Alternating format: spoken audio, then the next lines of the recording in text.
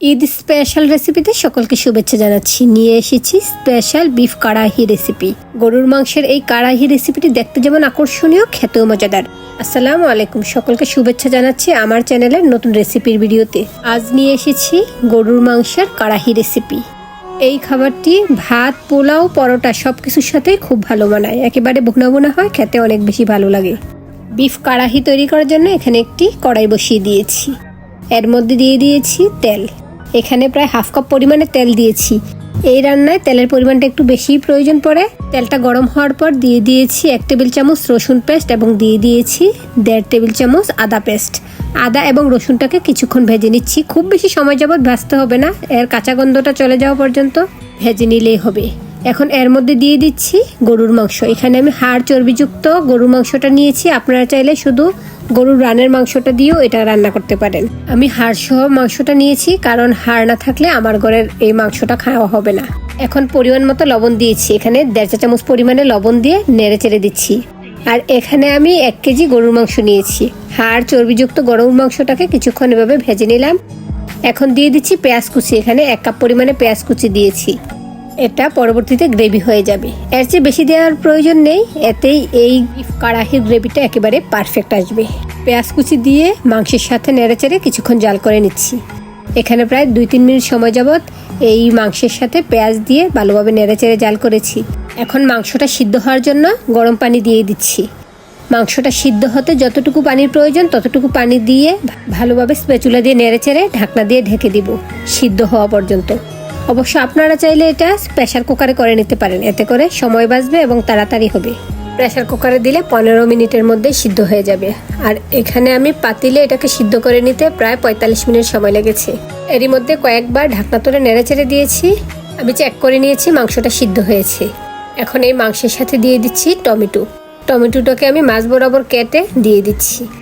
এখানে ছোট সাইজের টমেটো দিয়েছি, সেজন্য আমি 4টি দিয়েছি। বড় সাইজের হলে 3টি টমেটো দিলেই হবে। টমেটোগুলো মাংসের উপরে দিয়ে এখন ঢাকনা দিয়ে ডেকে দিচ্ছি। ঢাকনা দিয়ে ডেকে আবার কিছুক্ষণ অপেক্ষা করছি। 2 মিনিট পর ঢাকনা তুলে আবারও নেড়ে চেড়ে দিচ্ছি। এখন আমি টমেটোর উপরে চামড়াটাকে তুলে নিব। টমেটোটা সিদ্ধ হয়ে এসেছে, সেজন্য উপরে চামড়াটা সহজে তোলা যাবে। আর টমেটোটা এই মাংসের সাথে মিশে গ্রেভিটা একেবারে পারফেক্ট হবে। বিফ কাড়াহি এই রেসিপিটি একেবারে সহজেই তৈরি করা যায়। এর মধ্যে কোনো আস্তা মশলা ইউজ হচ্ছে না, সব গুঁড়া মশলা এবং বাটা মশলা। আর মশলার পরিমাণটাও একেবারে কম। অল্প মশলায় এই রান্নাটি হয়ে যায় আর খেতেও অনেক বেশি সুস্বাদু হয়। টমেটোর খোসাগুলো তুলে নিয়ে শেষে এখন এর সাথে অ্যাড করে দিব টক দই। এখানে আমি সাথে সাথে তৈরি করা টক দই দিয়েছি।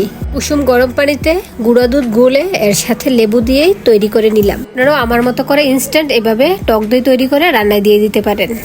টক দইটা দিয়ে আবারও ভালোভাবে নেড়ে চেড়ে দিচ্ছি। মাংসের কালারটা অনেক বেশি সুন্দর দেখাচ্ছে, তবে আমি সাদা সাদা রাখবো না। এর মধ্যে সবগুলো উপকরণ এখন একে একে অ্যাড করে দিব। আপনারা চাইলে একই পদ্ধতি অবলম্বন করে খাসির মাংস বা মুরগির মাংস দিয়েও এই রান্নাটা করে নিতে পারেন। মুরগির মাংস দিয়ে এই রান্নাটা করলে আলাদাভাবে সিদ্ধ করতে হবে না, কারণ চিকেন সহজে সিদ্ধ হয়ে যায়। এখন অ্যাড করে দিচ্ছি হলুদের গুঁড়া। এখানে 1 চা চামচ পরিমাণে হলুদের গুঁড়া দিয়েছি। দিয়ে দিচ্ছি 1/2 চা চামচ ধনিয়া গুঁড়া এবং সাথে অ্যাড করে দিচ্ছি 1/2 চা চামচ জিরা গুঁড়া। এই রান্নাটি অল্প মশলায় করে নিচ্ছি, এতে করে এর স্বাদ একেবারে পারফেক্ট থাকে। এখন দিয়ে দিচ্ছি পরিমাণ মতো লাল মরিচের গুঁড়া। ঝালটা আপনাদের পছন্দ অনুযায়ী দিয়ে দিবেন। আমি এখানে 1.5 চা চামচ পরিমাণে লাল মরিচের গুঁড়া দিয়েছি, এতে করে একেবারে পারফেক্ট ঝাল হয়েছে। আপনারা যে যেমন ঝাল খেতে পছন্দ করেন সেই অনুযায়ী মরিচের গুঁড়াটা অ্যাড করবেন। সবগুলো উপকরণ দেওয়া শেষে এখন স্প্যাচুলা দিয়ে আবারও ভালোভাবে নেড়ে চেড়ে দিচ্ছি এবং সবগুলো মশলা ভালোভাবে মিশিয়ে দিচ্ছি।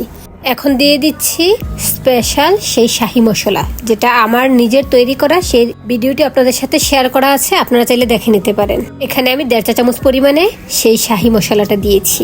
দিয়ে ভালোভাবে নেড়ে চেড়ে দিচ্ছি। যেহেতু মাংসটা আমি শুরুতে আলাদাভাবে সিদ্ধ করেছি, তাই দেখুন মাংসটা পারফেক্ট স্ট্রাকচারে চলে আসছে, একেবারে মিশে গিয়েছে। আর তেল মশলাটা উপরে ভেসে এসেছে।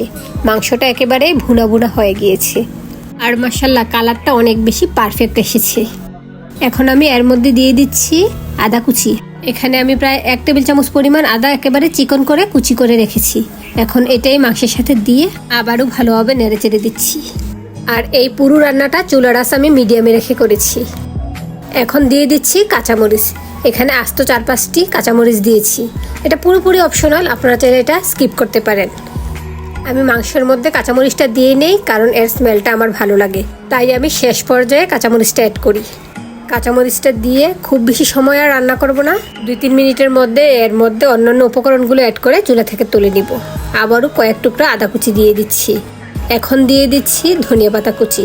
ফ্রেশ ধনিয়া পাতা দিয়ে ভালোভাবে নেড়েচেড়ে চুলা থেকে তুলে নিলেই পাকিস্তানি রান্না বিফ কাড়াহি রেডি হয়ে যাবে। এটি ভাত, পোলাও, খিচুড়ি এবং পরোটা দিয়ে খেতে খুব বেশি ভালো লাগে। এই তো এরই মধ্যে রান্না কমপ্লিট, চুলা বন্ধ করে সার্ভ করে নিচ্ছি। আসছে ঈদে আপনারা এই রেসিপিটি ট্রাই করতে পারেন। খেতে অনেক বেশি মজাদার, দেখতেও অনেক আকর্ষণীয়।